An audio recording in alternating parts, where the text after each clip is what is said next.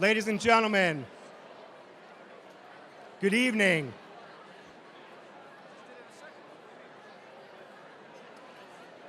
So we have a live video stream going on the internet. And I would love for our audience at home, near and far, to be able to see the magic that's happening in this room right now. Good evening. My name is Kevin Adelstein, and I have the honor of serving as your host this evening. I cannot tell you how thrilled I am to see all of you here tonight.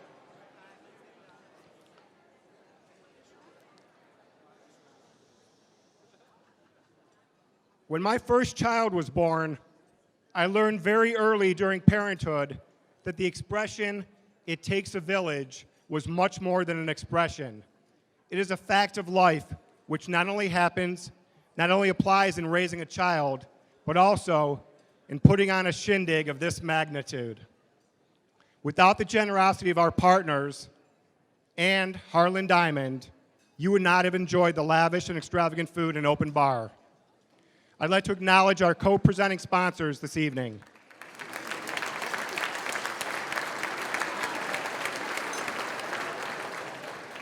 The Weatherhead School of Management, Case Western Reserve University. Classic Lexus.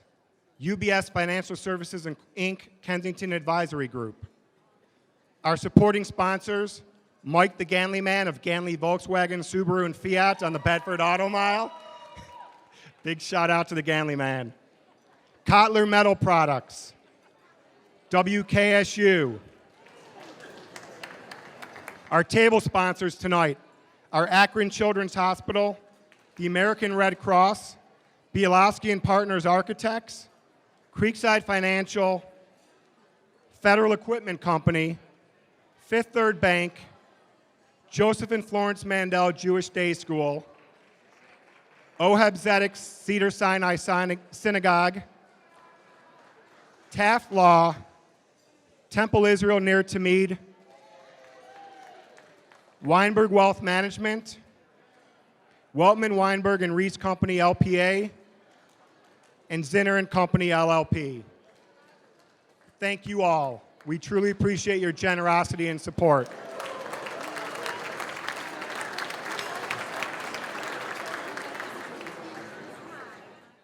Without the efforts and support of everyone in this room, or our village, this most certainly could not take place. The Cleveland Jewish Publication Company staff have raised the bar, in my humble and most biased opinion. Gina Lloyd, our events manager, bravo and thank you. You're an amazing director and collaborator. To our entire team, thank you, thank you, thank you, and mazel tov. You have all exceeded my most far-fetched expectations for what we wanted this event to look like. To the members of the Cleveland Jewish Publication Company and CJPC Foundation boards, thank you all for your continued guidance, encouragement, and support. You're an inspiring group of lay leaders.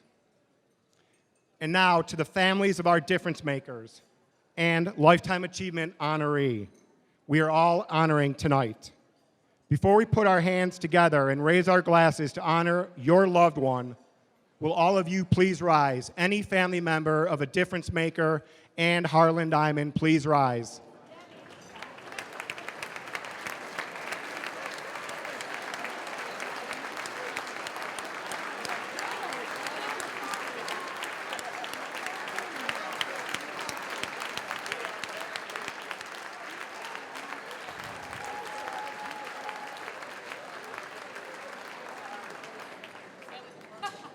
Without you and the support you undoubtedly are providing your honoree, I'm certain our community would require much more repairing, if not for all of you. One of my dear friends in the community, and in fact one of our honorees this evening, recently shared with me a wonderful connection between our event tonight and our upcoming holiday of Hanukkah. Follow along with me, if you would. So how many candles do we light for the total days of Hanukkah? If you add up 1 plus 2 plus 3 plus 4 plus 5 plus 6 plus 7 plus 8, you get a grand total of how many? You guessed it, 36. Traditionally, Rabbi Yossi, my friend, reminds me, the Hanukkah lights are lit at night. Why? Because this symbolizes our job, to bring light where it is needed most. That's exactly what each of the 36 difference makers represent. A lamplighter bringing light to where it is needed most. That, my friends, is indeed the holiday spirit. Let's get on with the show. It is my pleasure to bring up on the stage my friend and boss, Mr. Barry Chesler, the board chair of the Cleveland Jewish Publication Company, to say a few words. Barry, will you please join me?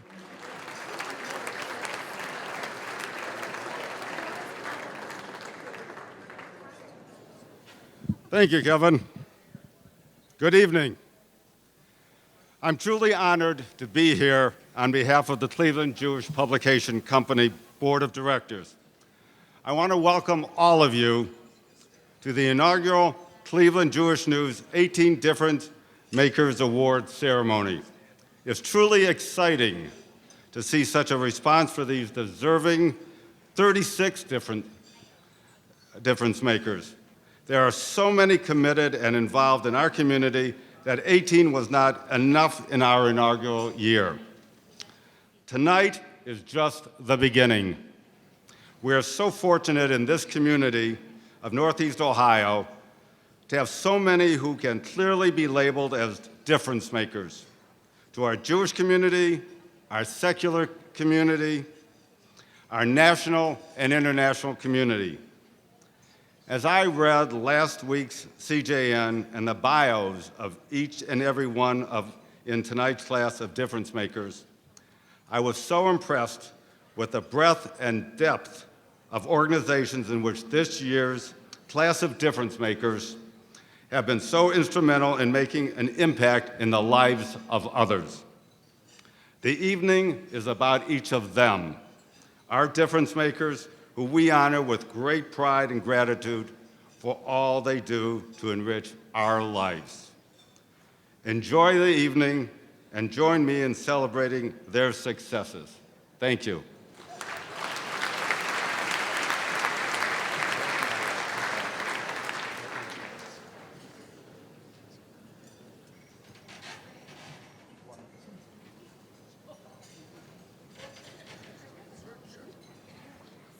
Thank you, Barry.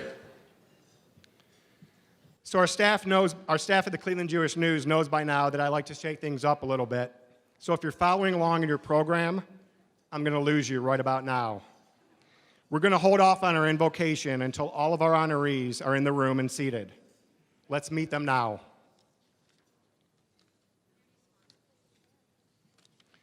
I'd like to ask, representing the Weatherhead School of Management, Case Western Reserve University, one of our co-presenting sponsors, Sarah Johnson, Director of Marketing and Communications, to join me on stage. Sarah Johnson.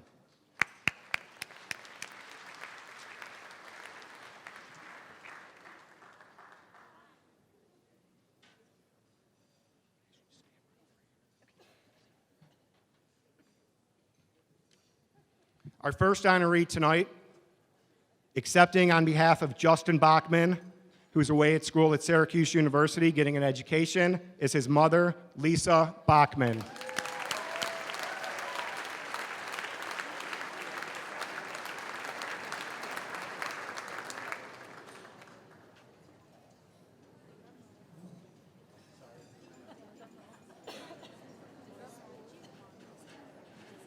Samantha Baskind.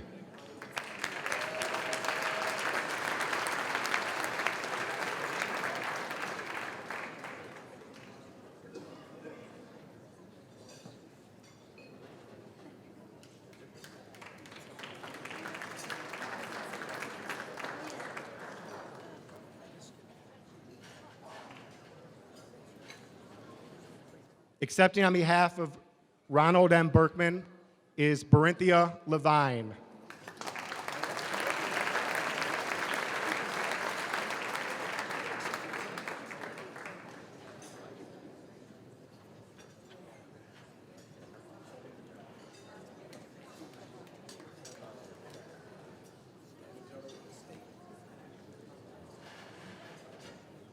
Accepting on behalf of Jack Bielowski Jr. is his wife, Ronnie Bielowski.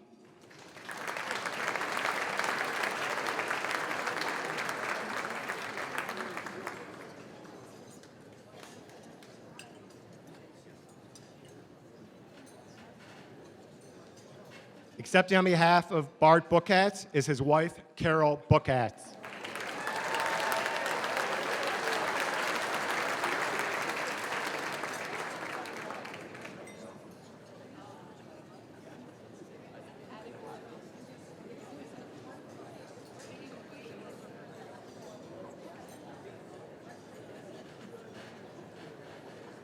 Michael Cantor.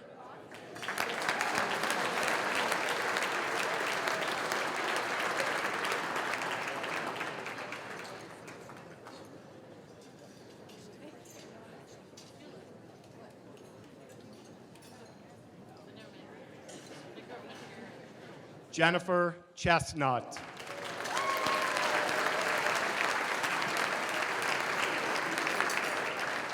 You can give a big shout out for your difference maker.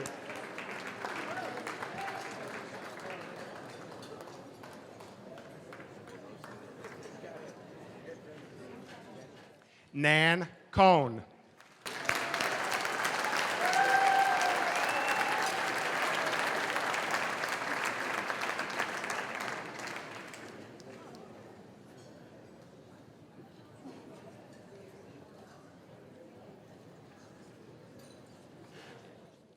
Barry Feldman.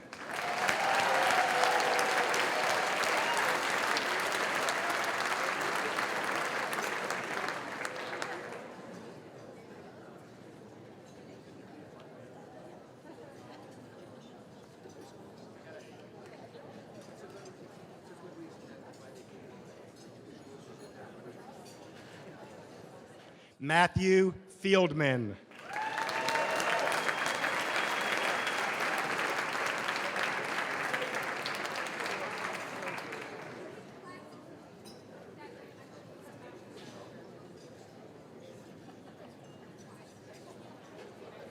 Margaret Richards Frankel.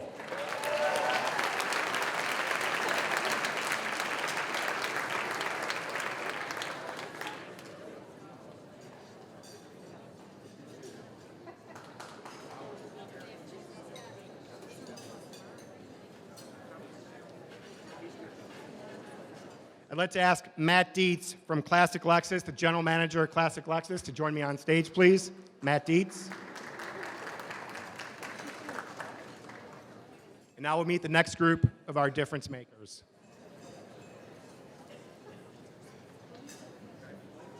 Peter Freemark.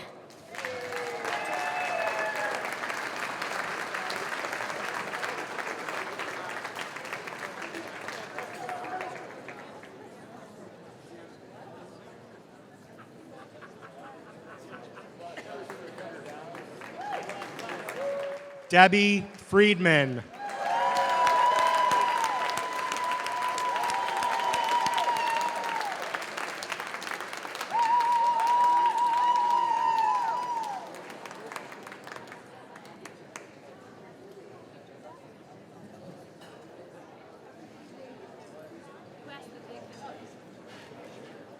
Mia Buchwald Gallis.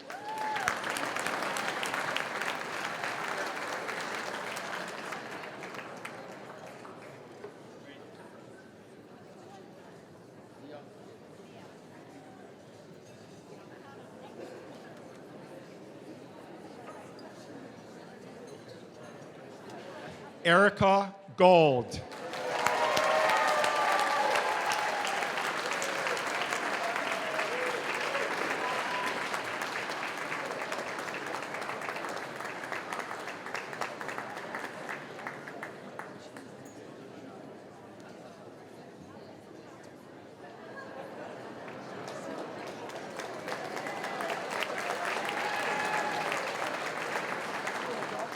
Anita Gray.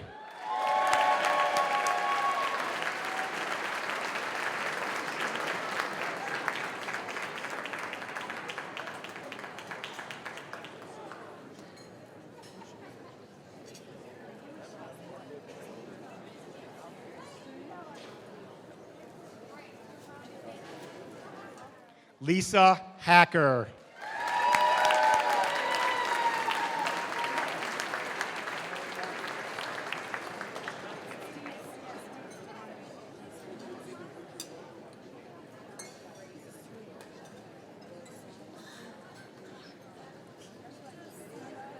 Jill Helfman.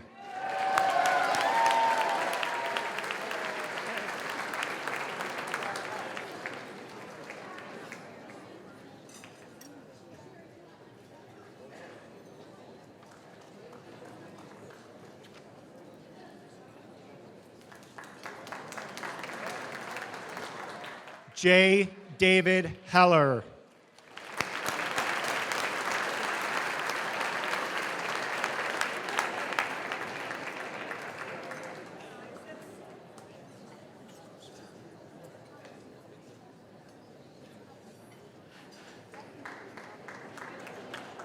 Esther Cohn Hexter.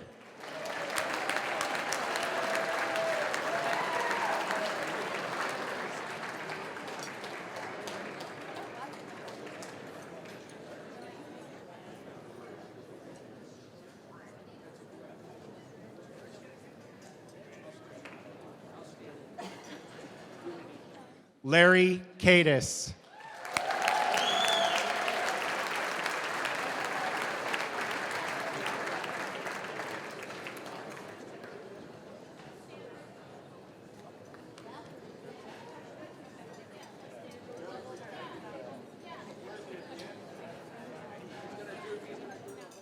Ruchi Koval.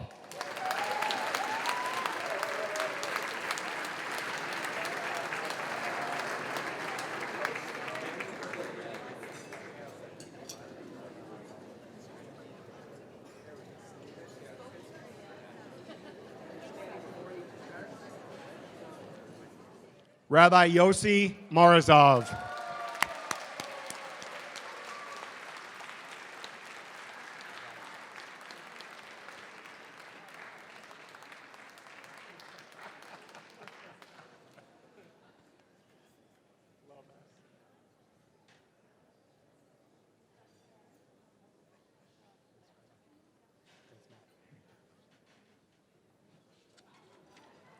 And now let's meet our final group of 18 difference makers, double high in 2015.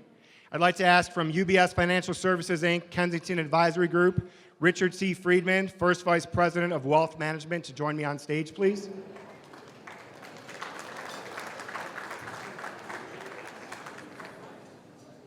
Enid Rosenberg.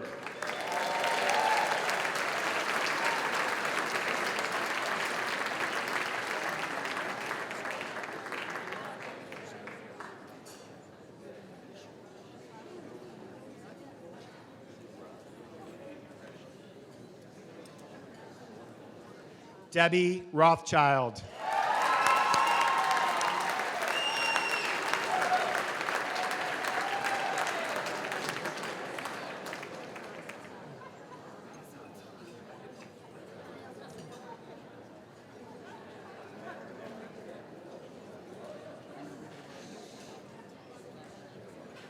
Benjamin Satin.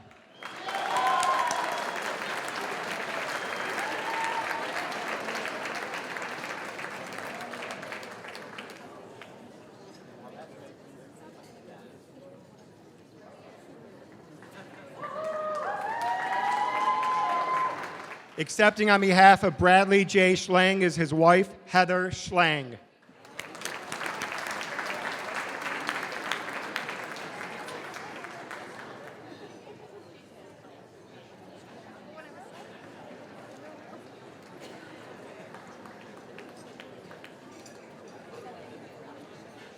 Lane Schlessel.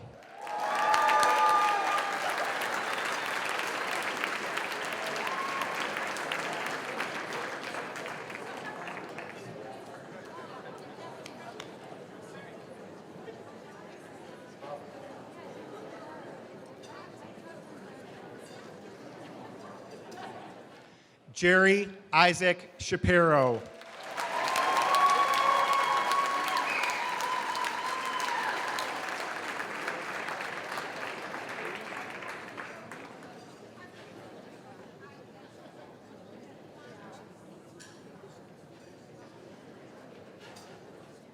Ilana Hoffer Scoff.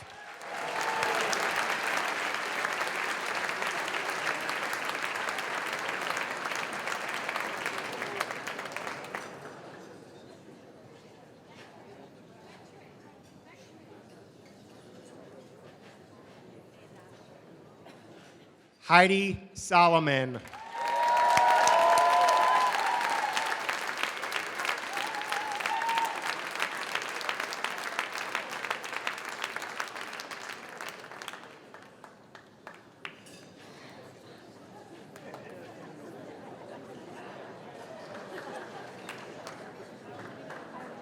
Rabbi Zachary Truboff.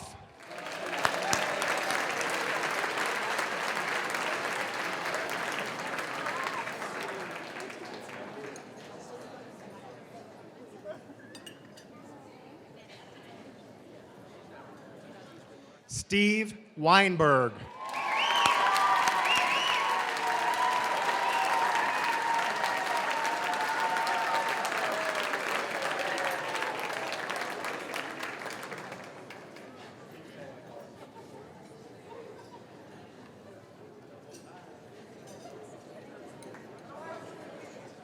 Chuck Whitehill.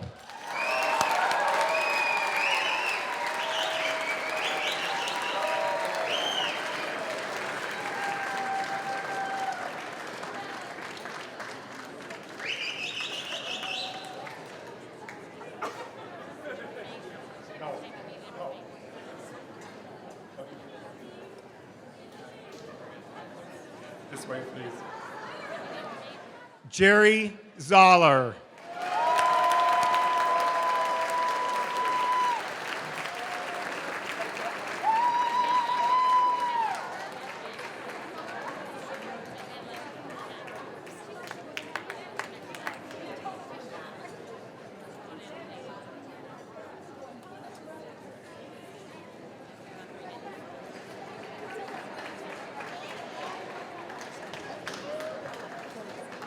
Dan Zellman.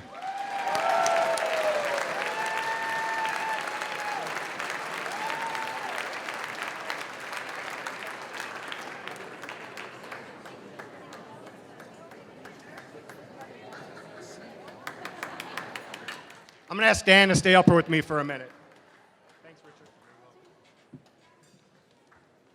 Ladies and gentlemen, let's have another round of applause for our 36 difference makers.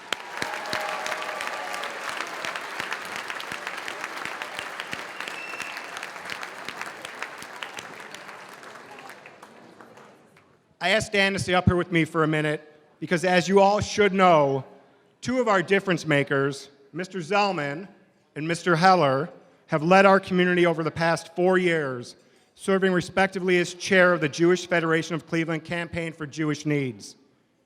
Dan, as we enter the last month of the campaign, how are we doing in Jewish Cleveland? Thank you, Kevin. First, on behalf of the 360 of us honorees, we all say thank you for being here tonight. So it's really nice to see such a great crowd. And thanks to Kevin, and thanks to Barry Chesler and all the staff for putting this thing on. Phenomenal event. And congratulations to Harlan Diamond for the award that you're going to be receiving tonight. So, Federation campaign. We have 27 days to go. The great news is we've reached over 6,000 donors, and we've raised over $25 million so far. So that's a phenomenal result. The rest of the news is we have 5,000 more people we want to reach.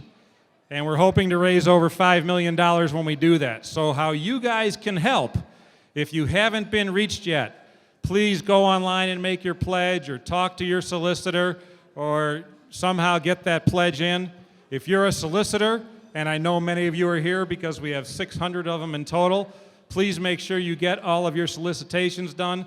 The more we get done, the faster, the less nervous I am as we complete the campaign, so it's greatly appreciated. And as a special one-night-only deal, if there's anybody here that wants to donate $5,000 or more, there's going to be a bar out there afterwards. I'm going to wait at the bar till everybody's finished and buy drinks for anybody that wants to close a $5,000 donation tonight. So appreciate you guys being here, and back to Kevin. Thanks, Dan. Thank you.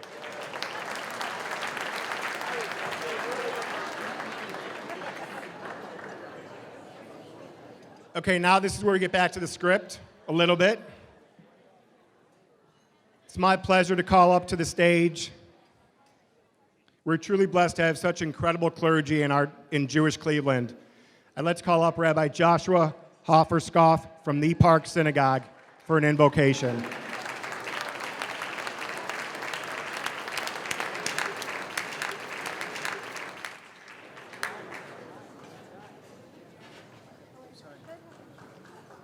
Listen, it could be the person who is sitting next to you at the theater.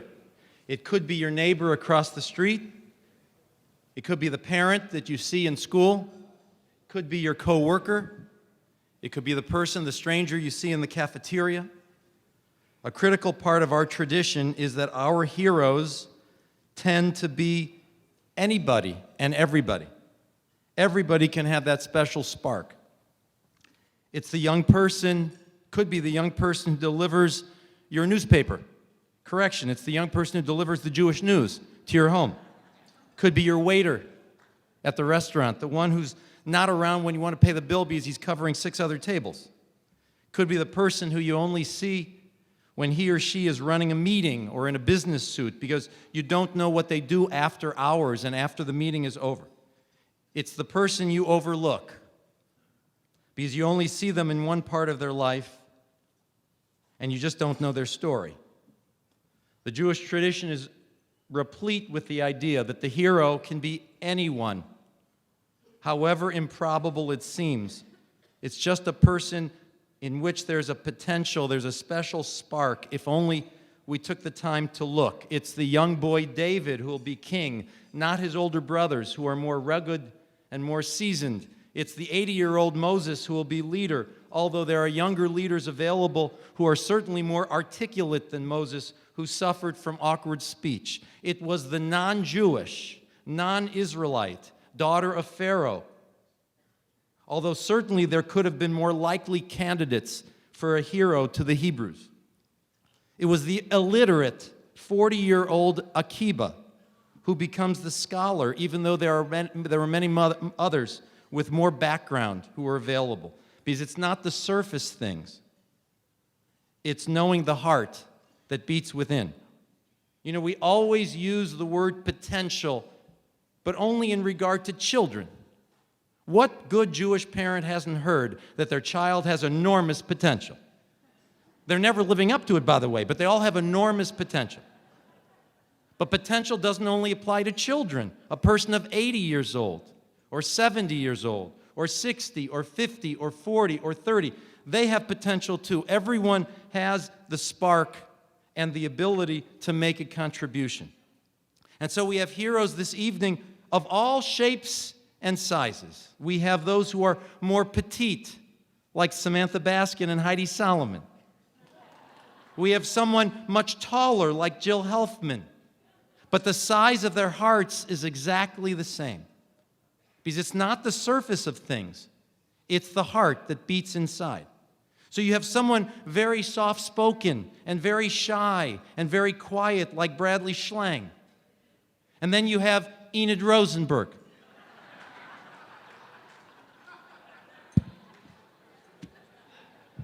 who has never met a committee she didn't like. You have lots of brown hair, like Margaret Richards Frankel, and lots of red hair, like Dan Zellman, and blonde hair, like Debbie Friedman, and no hair, like Michael Cantor. I love you, Michael. The Jordan look. Michael Jordan, it's you. You have some of the top 36 who are strangers to me, who I would love to meet tonight. And you have one of the top 36 who I already know is coming home with me tonight. And you have Harlan Diamond, whose dog could eat everyone who was honored here tonight. I believe David Heller lost weight because he was looking too appetizing to Connor. I don't know where that dog comes from, but I know he knows Hebrew, he knows English, he knows Yiddish, and he knows how to set up a Viennese table. You know, there's a blessing in the Talmud for this moment. There's a blessing in the Talmud for this moment. When you see a crowd of people you're supposed to bless them. Baruch Chacham Harazim. The blessing is, blessed is he who knows the secrets about each person. What it means is, blessed is he who knows the uniqueness of each person. You see, if you see a crowd of people, you bless them, but you're not blessing the crowd. You're blessing the individual, each with their own secrets, strengths, and talents, and most importantly, what they each could be to someone else. It is our task tonight to bring out those secrets for all of us. In this week of Paris, I am convinced that the greatest stumbling block in religion is not keeping the faith in God, but maintaining the faith in human beings. And it's our task to find and to appreciate the outstanding, the heroic, the unrealized in the people around us, and of course in yourself. One particularly audacious rabbinic commentary places in the mouth of God these words. It's God talking to human beings. And God says to human beings, if you are my witnesses, if you are good role models, then I'm God. But if you're not good models, you're not behaving well, then I am not God. Meaning, God is helpless without us. It's up to us. Does God intervene to help the world become better? The Jewish answer is, do we intervene to help the world become better? Does God heal the broken and comfort the distressed? The Jewish answer is, do we heal the broken? Do we comfort the distressed? God depends on the testimony of our actions. It's up to us. Congratulations, Top 36. God bless you.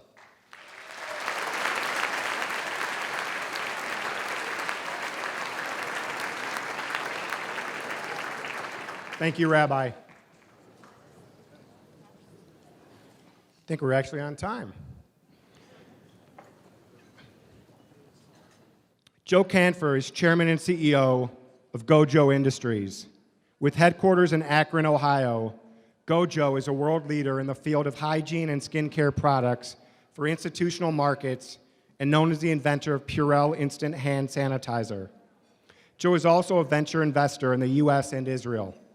He is chairman of StartVest Partners, which develops biotech startups in Israel, and of HeadSense, a company focused on measuring intracranial pressure and concussion. Joe is active in national Jewish affairs and is the past chair of JFNA, the Jewish Federations of North America, the coordinating organization of the North American Jewish community, including the 155 Jewish communities of North America. He served on the board of the Jewish Agency for Israel and is past chair of JESNA, the Jewish Education Service of North America, of the Akron Jewish Federation, and of the Lippman School. Joe is a member of the President's Advancement Council of the Austin Bioinvention Institute in Akron, or ABIA, and the Executive Committee of the Greater Akron Chamber Partner Board of Directors. He is the past chair of Akron Tomorrow and past vice chair of the University of Akron Board of Trustees. Joe has a BS in economics from the Wharton School of Finance at the University of Pennsylvania and a JD from the University of Michigan Law School. He is married with 4 children and 12 grandchildren. Before I bring Joe up, I have to tell you a little anecdote, a little story. When I called Joe a few weeks ago, and I told Joe I would be honored, to say the least, to have Joe address us this evening and talk to us about the theme of tonight, which is repairing the world, Tikkun Olam. And I told Joe that I was not planning on having a guest speaker. I wasn't planning on it until I read Jonah Rosenblum. Jonah, raise your hand. Jonah covered an event for the Cleveland Jewish News a couple weeks ago in which Joe was being honored. And I read that article that Jonah wrote. And it was, as tributes go of covering events in the community, it was probably, I think I might have told you this story, but it was one of the most precious tributes of somebody receiving an honor in the community. It was because of Joe's words that Jonah conveyed on paper, and because of things that Joe said to that audience, and because of particularly what his daughter said about him. And I read that and I said to Bob Jacob, our managing editor, we've got to go get Joe Canfer. So I called Joe and I told Joe the story, and Joe graciously accepted the honor. Ladies and gentlemen, it is an honor to call to the stage a man who truly epitomizes charity, tzedakah, Tikkun Olam, and what it means to make a difference. And Mr. Joe Canfer. Here's Mike Curell.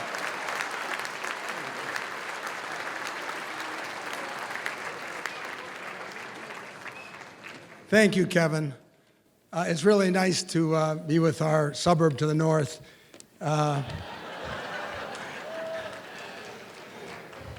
there are a lot of Akronites here tonight, so say yay, Akronites. You know, when they told me I had the opportunity to speak about 18 difference makers, I figured, okay, about 15 minutes apiece would be just right. And then I found out that this was such a powerful community that there were actually going to be 36 difference makers, so just to give you some comfort, I cut it down to 10 minutes each. No, okay, you can settle down. You don't have to leave your chairs. You can take a deep breath. I'm not going to do that, although I do have so many friends in the crowd of difference makers, and I really am itching to say some things about them, but I'm not going to tonight. You know, we are the people of the, we're supposed to be people of the book, but we're really people of the Jewish news, and I know there's that wonderful centerfold, and you can read about these folks in detail in the people of the Jewish news. And besides that, how could we possibly, whether it was 15 minutes or 10, capture the richness of these Jewish lives, capture the richness of the people and their families and the good that they have done? Even 10 or 15 minutes would not be enough. Our lives are complex and beautiful. So I began to think, what can I do to capture these lives? And then it struck me that there's a Jewish mystical tradition. That Jewish mystical tradition is about a thing called Lamed Vavniks. What are Lamed Vavniks? It is said that there are at least 36 people in every generation, so our rabbis have told us, that are perfectly righteous. And that, but for these 36 people in each generation, our world would fall apart. Well, I don't know if our 36 honorees are Lamed Vavniks.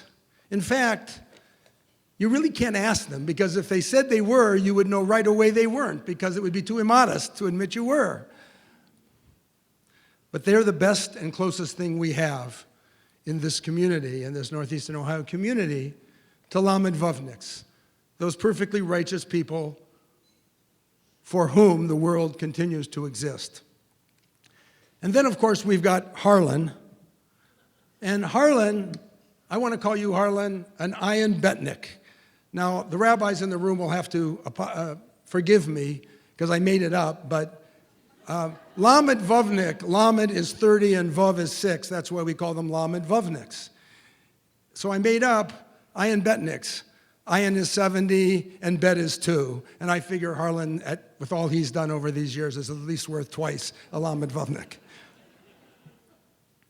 What ties these 36 difference makers together? What's the common theme? It's our rich tradition, the tradition of Judaism, passed down through our generations. It's one that we have in common, but that we rarely talk about. We occasionally hear about it, but like God, often we don't have the time or maybe the courage to talk about the tradition. When we were living in the shtetls in Europe, it came mimetically, it came naturally to us. We got it through our grandparents and our grandparents' grandparents and our grandparents' grandparents' grandparents. And we didn't know we got it. And we understood who we were. And I'm sure that our Lamed Vavniks, our difference makers here tonight, got that tradition from their parents and grandparents and their grandparents' grandparents, from wherever they came and wherever they are. But surely they got that tradition. When did it start? When did that tradition start? It all started with Abraham. Abraham was told by God, I will bless you, and you will be a blessing. And if you look closely at the words, you will be a blessing, this wasn't a prediction. God doesn't have to predict. God knows. This was an order. You will be a blessing. And as Jews, that's what we have in front of us. We have been ordered to be a blessing. Some of us are following that order. Our honorees tonight have followed that order of God. They understand what their role is. And then soon God said to Abraham, Lech lecha, go forth. And doesn't that describe our honorees tonight? We could stand around and talk about things. We could try. We could complain. We could even have brilliant ideas. Or, Lech lecha, we could go forth, and they have gone forth and done something to make this a better world and a better community. And then we find Abraham a few minutes later arguing with God. Remember Sodom? God's going to destroy Sodom. There's some righteous people, Abraham thinks, might be in Sodom, and God says, I'm going to destroy this. And Abraham argues, God, how can the God of justice not act justly? And argues with God, at least all the way down to 10, where we got our minion. Now, was this being a blessing? Was arguing with God being a blessing? Well, I think one thing we all know, look around the table, look at your friends. In fact, look at our honorees. Haven't we argued with them? It's a Jewish thing to do. Okay, so next time you argue and someone looks at you askance, say, I'm doing the Jewish thing. Abraham did it. He did it with God. Why can't I argue with you? Who do you think you are? And so this tradition, which we have learned through our grandparents or through our schooling, has set us up to be here tonight. Our middle name is Chutzpah. It came from Abraham. And we are proud of our tradition. Now, where were we 5,000 years ago? We were in Egypt. And we know, according to the Jewish tradition, we were together in Egypt. We were slaves. And frankly, this is really our narrative. It's the narrative that combines and pulls us together. We were slaves. We know what it was like to be slaves, and we know what it's like to be free. And that's why we treat the stranger with kindness, because we know what it was like not to be treated with kindness. And then 400 years later, you can see I'm telling your family story here. And then 400 years later, Moses came along, thank goodness, and led us to the Red Sea. And Pharaoh changed his mind, and the Egyptians chased us, and we stood at the sea wondering what to do. A fellow named Nachshon stepped into the water because he wanted to be first. And God realized that people were helping themselves and opened the Red Sea. And a moment later, as soon as the Israelites passed through, the Egyptian chariots and went through the sea, and the waters came over and drowned them. And what did the angels do in heaven? The angels celebrated. And what did God do? God scolded the angels. God said, these are our people too. These are my children too. Doesn't that touch our Jewish sensibilities that go beyond our own people and go into the larger community? Tzelem Elohim, that we are all Israelites, Egyptians, and others made in God's image. Well, we've learned a lot from our tradition. And there's a lot of shorthand that we've learned as well. We learned from Jacob what it's like to wrestle with our best selves and come out both wounded and blessed. We've learned from arguments between Hillel and Shammai that there can be two sides to a story and both can be right. And of course, aren't these multiple truths? Elu ve'elu, on this hand and on this hand. Isn't that a part of our Jewish tradition. That two can be right. And we've learned our instruction in Peah, not to glean the corners of the field. That yes, there are going to be those who have more than others, and they might be the landowners, but there are others who are hungry, and that we must leave the corners of the field for them. Do you wonder why we have 36 honorees? Do you wonder why there is so much Jewish activity in social justice? Because we learned these lessons. And we learned lo ta'amod al dam recha, not to stand idly by the blood of our fellow. We learned that when something needs to be done, we do it. And our Lamed Vovniks tonight, our difference makers, have not stood by. And we learn each Motzi Shabbat, after each Shabbat, we learn Havdalah. We learn to make distinctions. We learn to understand the fine differences. And you know that when you're out to dinner with someone else and you start discussing something, that it's never simple. Maybe that's why there's so many Jewish lawyers. And speaking of lawyers, oh, I can't do it, it'd be Lashon Hara. Okay. And then we learned the concept my children like the most. Uvacharta b'chayim. Okay, choose life. It's the statement that God gave us that said we have free choice. We can do what we want to do. And my children have told me that many times. God put us before us blessing, and he put before us curse, and we get to choose.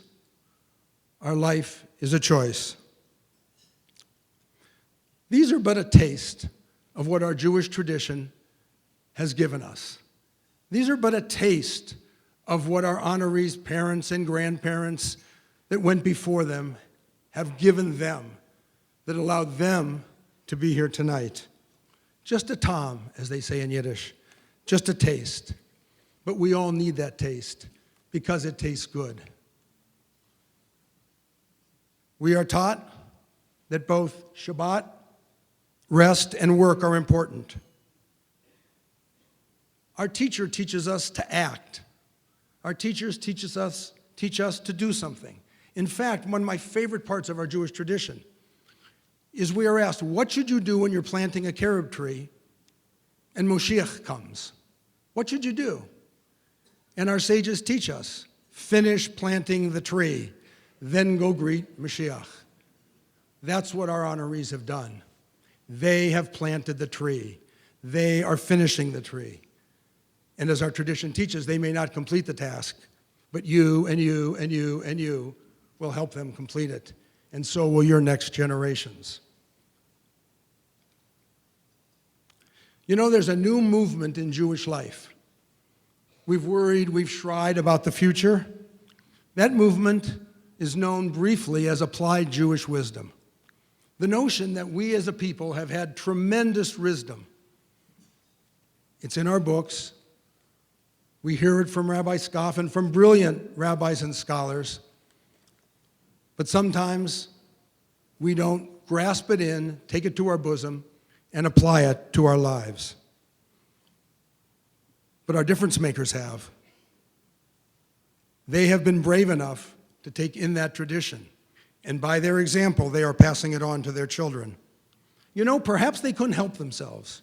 When you're brought up in a Jewish tradition, even if you're not studying text every day, they may not even know why they're such mensches. But they are, and we know why. Some people worry about the Jewish future. Frankly, I don't. If we stick to our basic teachings, if we take time to make sure we teach it to our children, if we're brave enough to talk about it, if we respect it and honor it, if we understand that it's a thousands and thousands of years history, then there will be many celebrations of many Lamed Vovniks, just as we've had tonight. So look to your left. Come on, look to your left. Now look to your right. Now, for just a quiet moment, look to yourself. Because perhaps you are a Lamed Vovnik too. Congratulations to all of our honorees.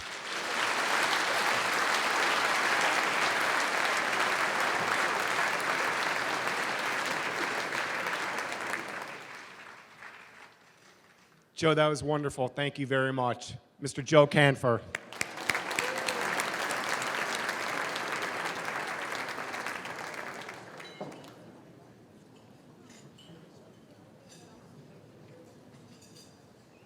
Harlan, we have some surprises for you tonight. In April 2010, retired United States Senator George Voinovich from the great state of Ohio was awarded the 2009 Charles Eisenman Award for Exceptional Leadership. The Eisenman Award is the Jewish Federation of Cleveland's highest civic honor and is awarded to individuals, families, and organizations making significant contributions to our community. Inscribed on the plaque presented to the senator, it reads, Senator George Voinovich has been a remarkable public servant for 43 distinguished years, beginning in the Ohio House of Representatives and concluding with 2 terms as our governor and 2 terms in the U.S. Senate. In his decency and his tireless commitment to making government work for everyone, he has embodied what we all seek in our public officials. For us in the Jewish community and for countless other ethnic groups, his concerns and actions have proclaimed, quote, your people shall be my people. In all his elected roles, Senator Voinovich has listened intently to his constituents and championed their causes while dedicating himself to prudent use of taxpayer dollars and economic growth. Inheriting a city in financial crises when he became mayor of Cleveland in 1979, he insisted on fiscal responsibility and forged public-private partnerships as he led Cleveland to 3-time All-America City status by the conclusion of his decade in office. In Washington, Senator Voinovich has won praise as a leader in recognizing the ramifications of a rising budget deficit, guardian of national security, proponent of American competitiveness, reformer of federal civil service, and fighter against dependence on foreign sources of energy. He is widely regarded as an independent thinker, a politician with common sense, and a good guy with the same approachable manner he had when he won his first election in 1966. Senator Voinovich has endeared himself to the Jewish community many times over. As mayor, he established a Cleveland-Tel Aviv partnership and staunchly supported the cause of Soviet Jewry. As governor, he promoted Ohio-Israel trade. As senator and a prominent member of its Foreign Relations Committee, he has consistently supported measures to strengthen Israeli security and preserve Israel's right to defend itself against terrorist attacks while promoting Middle East peace efforts. The senator has also devoted himself to combating anti-Semitism at home and abroad, especially through involvement in the Organization of Security and Cooperation in Europe and its Office of Democratic Institutions and Human Rights. In all his dogged efforts to ensure a fairer world that extend opportunity to all, Senator Voinovich is joined in ideals, energy, and modesty by his life partner, Janet, who is deeply respected and admired as her husband. The senator has spoken publicly about the honors bestowed upon he and Janet by the Jewish people on their many visits to Israel. The Jewish National Fund dedicated a recreational park in Israel to honor the memory of their daughter, Molly. The Molly Agnes Voinovich Memorial Forest is just 12 miles southeast of Haifa. And finally, the Voinovich Architectural Research Center is in the Negev Desert and is pioneering agricultural advances to improve life for Israelis. Ladies and gentlemen, please join me in welcoming to the stage Senator George Voinovich.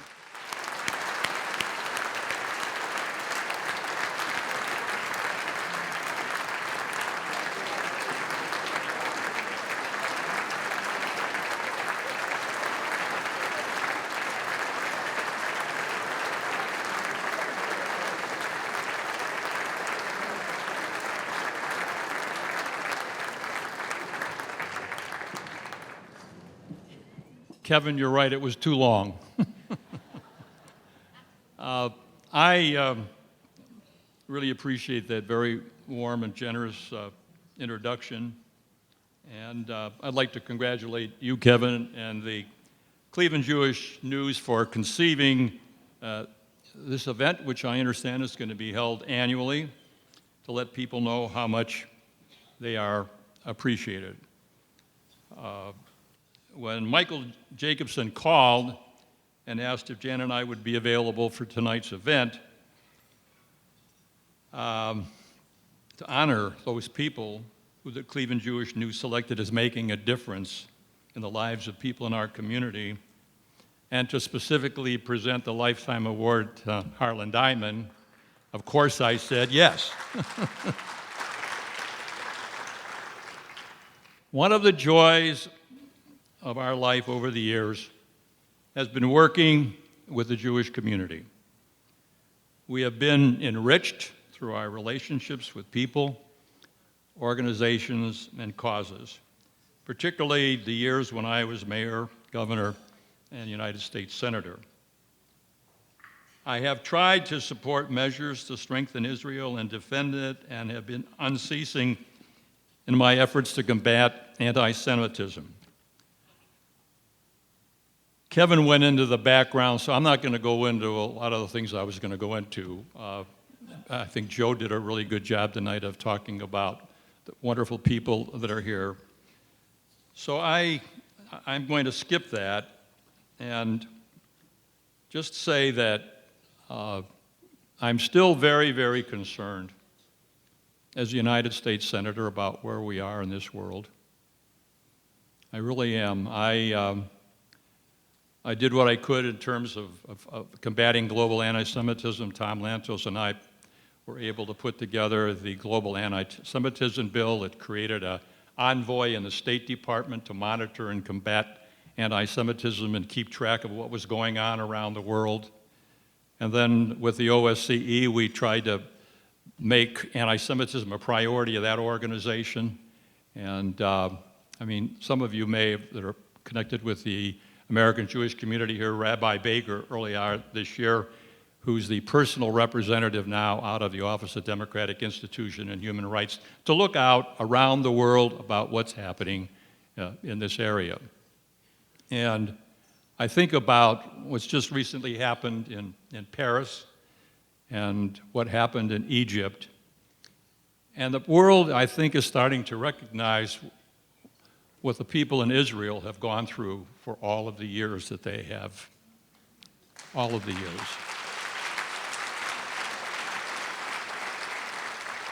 And I think it's time, I know I went back in preparation for my remarks tonight, and I looked back on a speech that I gave in, if I can find it here,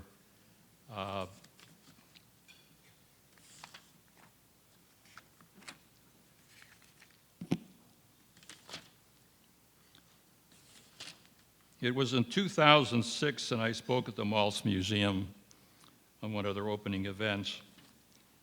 And I said at that time, this is not a war in Afghanistan. This is not a war in Iraq.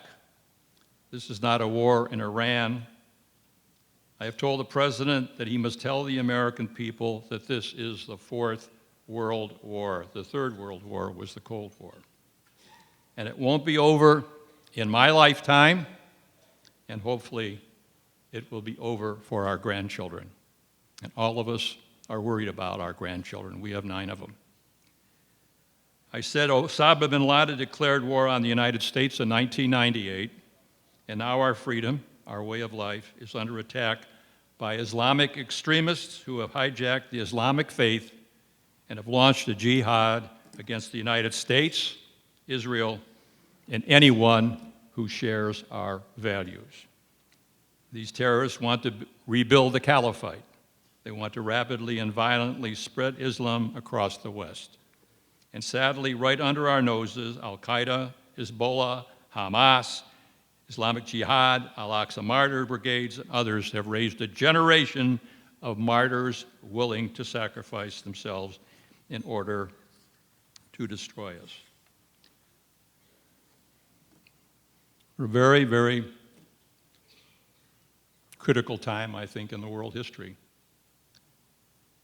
And I think it's time for the world to recognize that we are in the Fourth World War, and that all of us need to get together.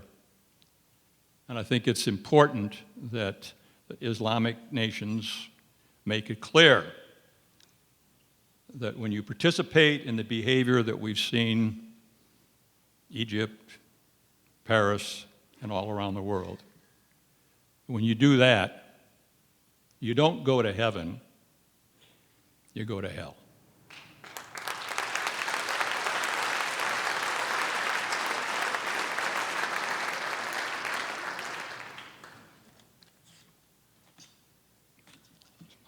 Forgive me for reminiscing, but I just, at this stage in my life, you know, I like a lot of you. And by the way, it's interesting that Joe mentioned, you know, it doesn't make any difference on how old you are. I always said to people that when you retire, it doesn't mean that you should stop using the gifts that God has given you and continue to make a difference. And we saw that today with the group of people that came forward. But the most important part of tonight's recognition, besides honoring my good friend Harlan Diamond, is honoring the 36 difference makers in the community. Throughout my time as mayor, governor, and senator, I have come to know how vibrant and motivated the Jewish community is to do not only what is right and good for the Jewish community and their brothers and sisters, but what is right and good for the entire Cleveland community. I continue to admire how much all of you have given back to the people of Cleveland and Northeast Ohio, and many of the people honored today have been involved in JNF, the Negev Foundation, the Anti-Defamation League, the American Jewish Community, all of these national organizations, APEC.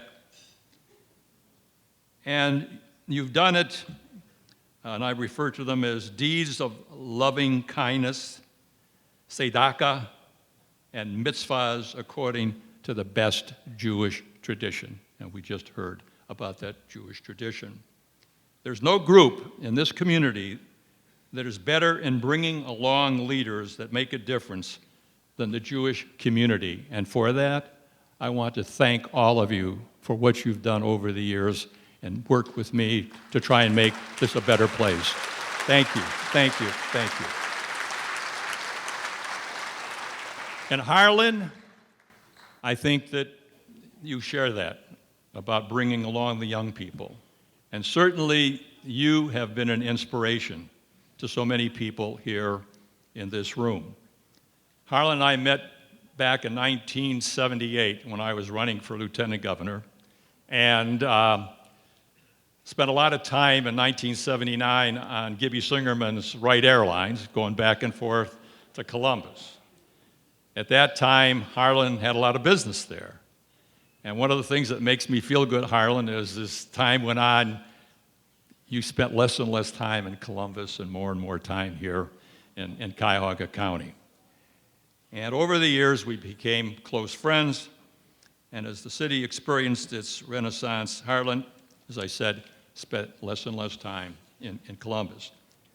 Over the years, Harlan has hosted many events for me. Perhaps the biggest was in 1994. Do you remember, Harlan?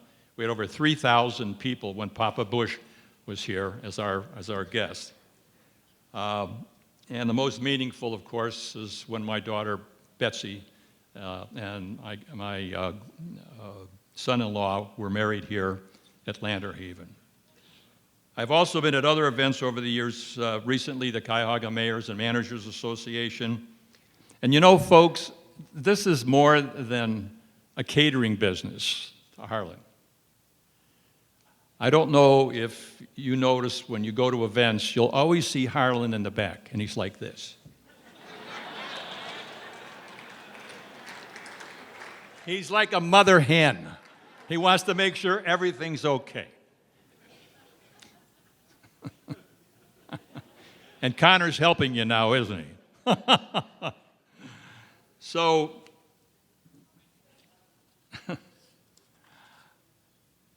there's a Hebrew word that says tekuniam, which means heal the world.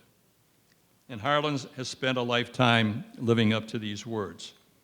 His charitable endeavors have reached out to every corner of Northeast Ohio, including every race, religion, or anyone in need. The Italian community even named Harlan as its Man of the Year.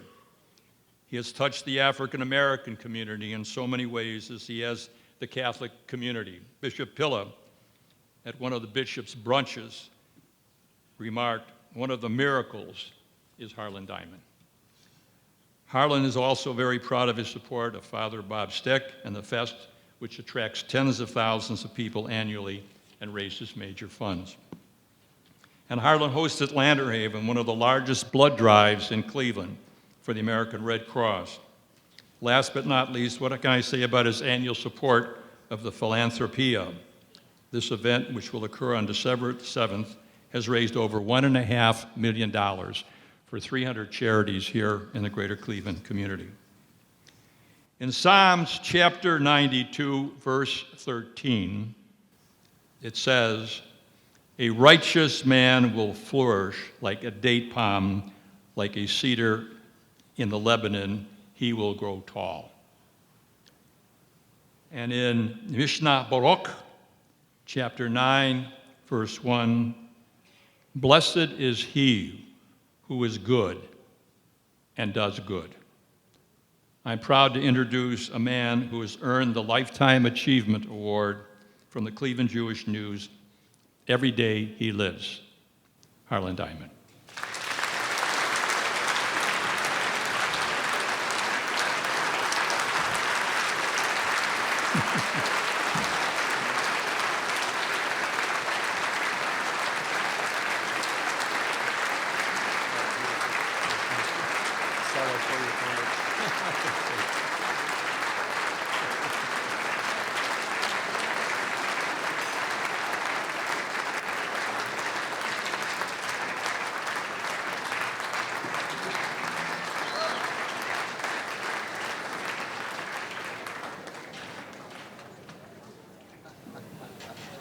I know that guy.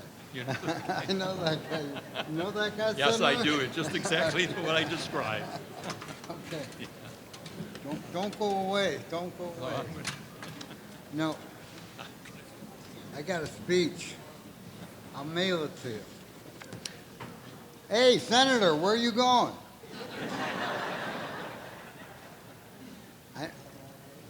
I don't know if... Come here. I'm not going to bite.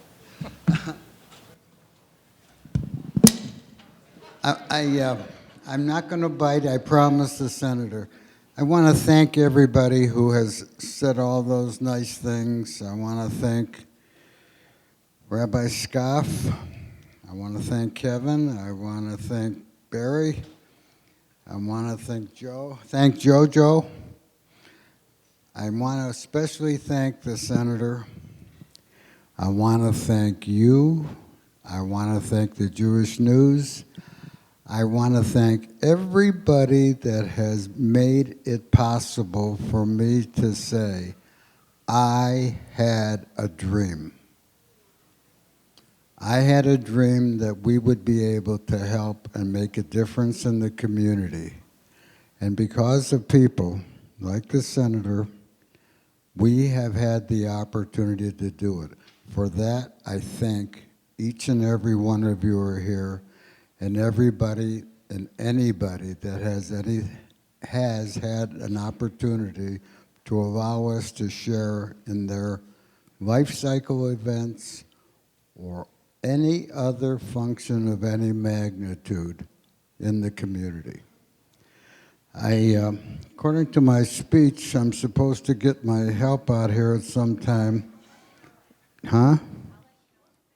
Are you doing it? Okay. I have asked my people to come out. I want you to thank the people.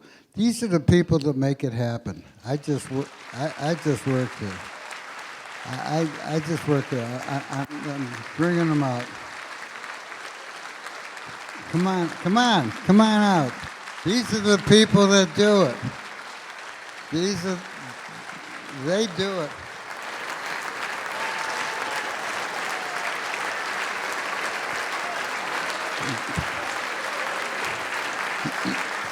You didn't know what it took to pull off a thing like this, did you?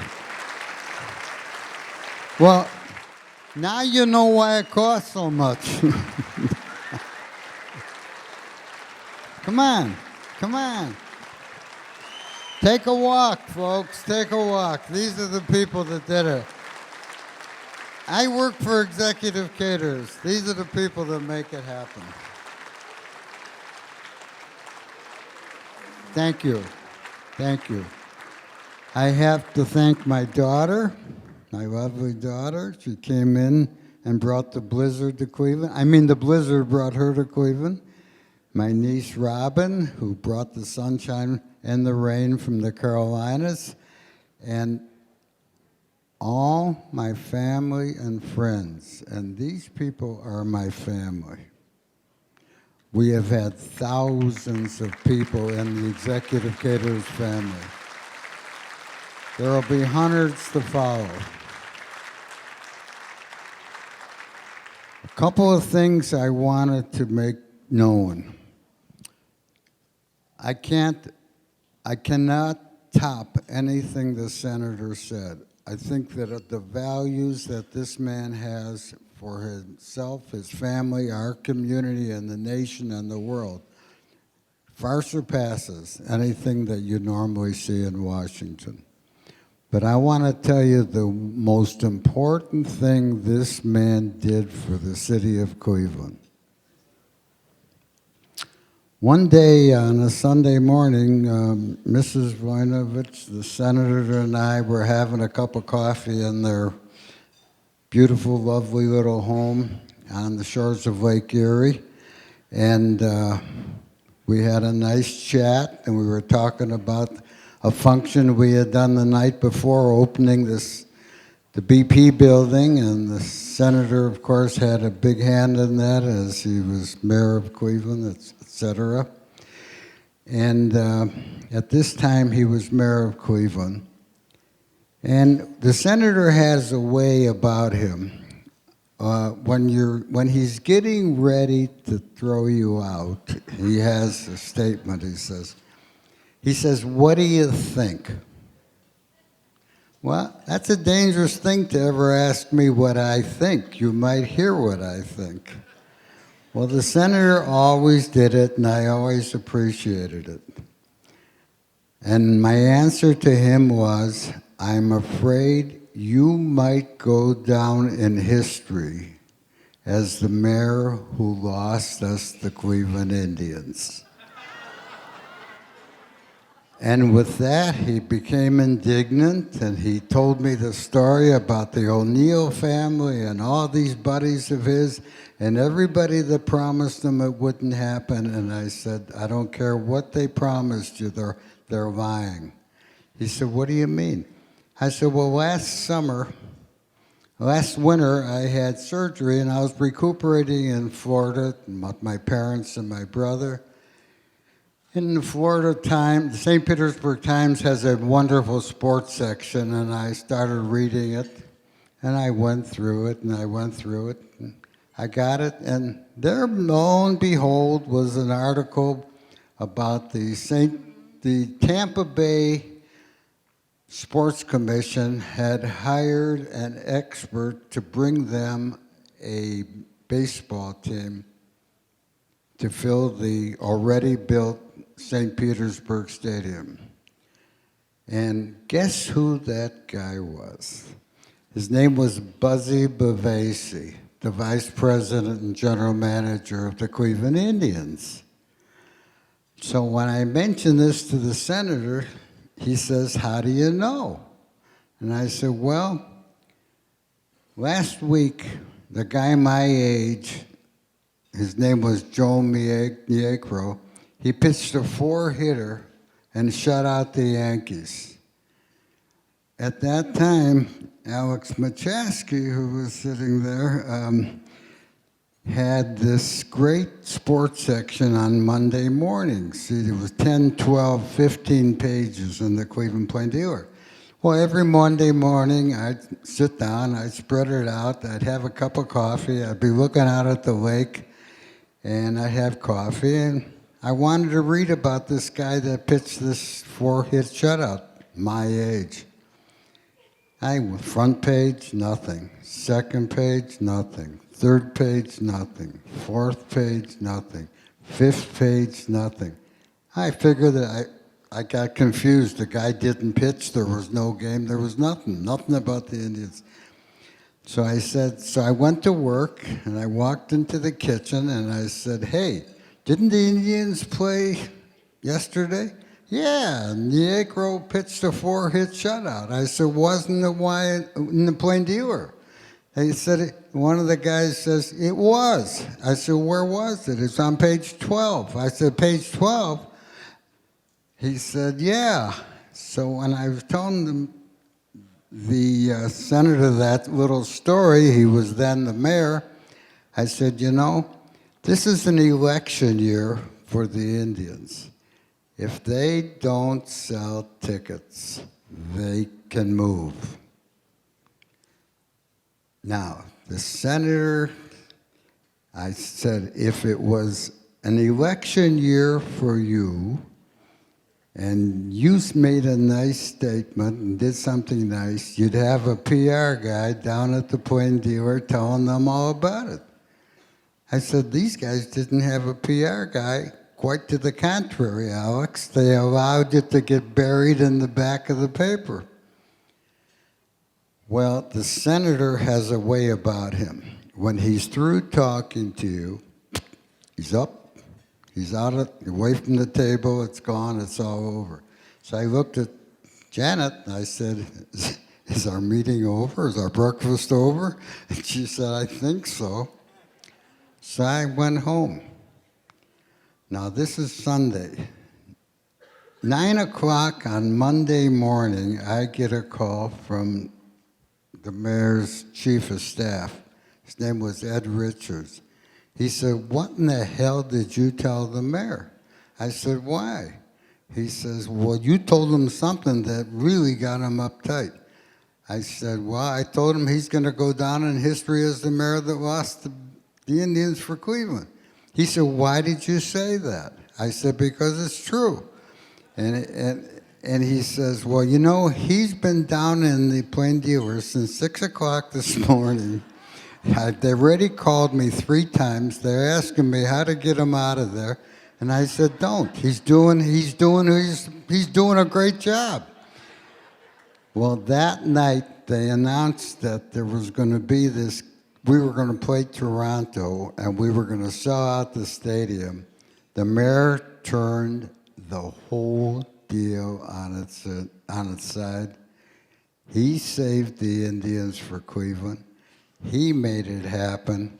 And I got to tell you, everything else we've done over the years and talked to you about, that's the guy that did it. Now, not many people can talk about saving a sporting franchise, but he did it. Anyways, one more thing I wanted to mention. It's all nice about all these things you say about our company and about the food we serve. And our kosher catering operation has been made possible because the Federation asked us to really develop a kosher operation and be able to bring a quality product to the city of Cleveland. And we tried hard and we did it. But now we are going to make an announcement that we have taken another step. A guy by the name of Dante. Hey, Dante, where are you? Come here, Dante, stand up.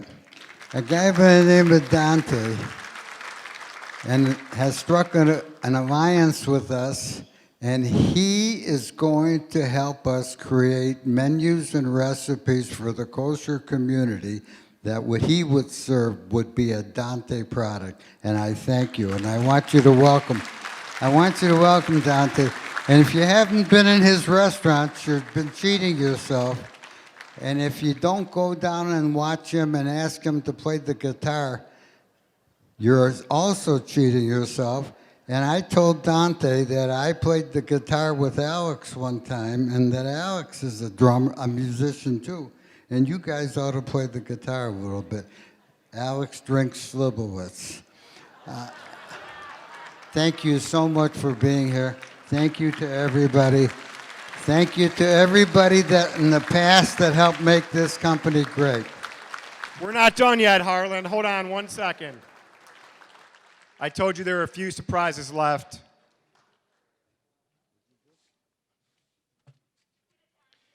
Mayor Merle Gordon from the city of Beechwood is proclaimed Wednesday, November 18th, Harlan Diamond Day in the city of Beechwood. Mayor Gordon, that's for you. Leon, come on up here. We've been speaking about philanthropia, which is one of the reasons why, with all that philanthropia has done in Harlan, why he was selected as one of our honorees tonight. And his partner in crime with philanthropia is the MC, Leon Bibb from News Channel 5. Leon.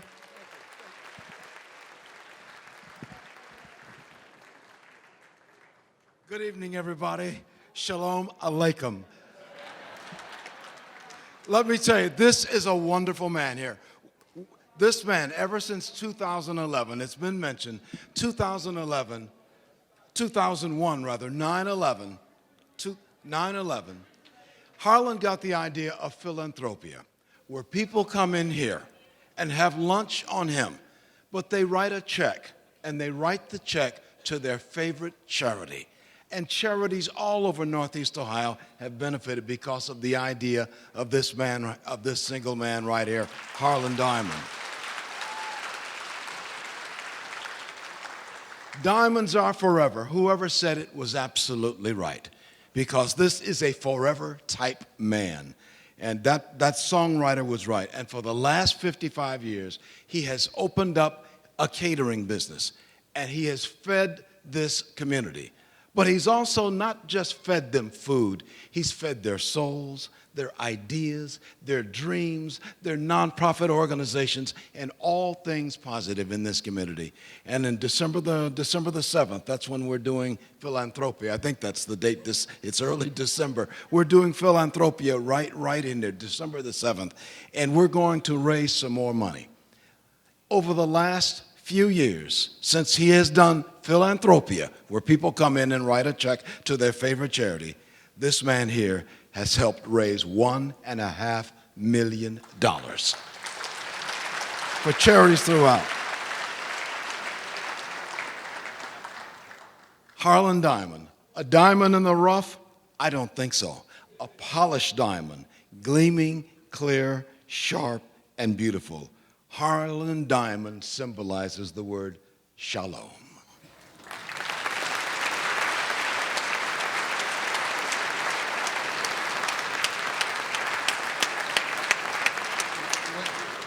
Wait a minute. You know how I met this guy? Now, I want to tell you, this is an interesting story. I met this guy. We were doing a Vietnam War memorial, was being marched around the country, and we were catering at the public auditorium, at the public hall. We were catering a function, and Leon was a guest speaker at the evening function. And you have to understand, Leon is a veteran. Leon is a poet. Leon is a marvelous guy, but he brought with him at least 100 Aussies. Now, I want to tell you about these Aussies. This was my drinking days. The Aussies and I went on a toot for about 3 to 5 days. I don't know what it was. It took me a month to get over them. And I told my brother, who was a Vietnam War veteran, and I said, hey, what's with these Aussies? He says, they're the best fighters in the world, they're the best drinkers in the world, and the best partiers in the world. And this poet introduced me to those guys. But in the meantime, I got the opportunity of, at that time, meeting Leon Bibb, and he has been a wonderful supporter of ours, a wonderful tribute to the community, and a great American and a great Clevelander. And thank you, Leon.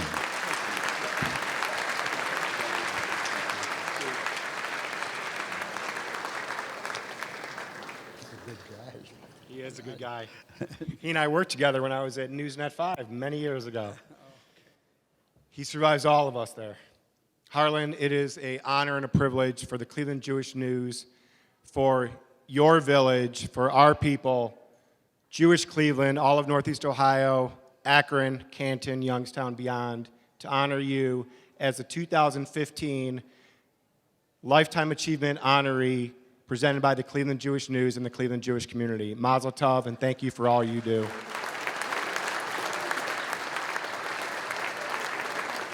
Kevin married into the family. He married somebody from Zanesville, and that's where my family came from. I mean, his mother was from Zanesville, and that's where my family came from. Thank you, Harlan. Harlan Diamond. Ladies and gentlemen, you've been very gracious, very generous. I want to thank one last time our very generous supporting sponsors tonight. Our co-presenting sponsors, the Weatherhead School of Management at Case Western Reserve University, Classic Lexus, UBS Kensington Advisory Group.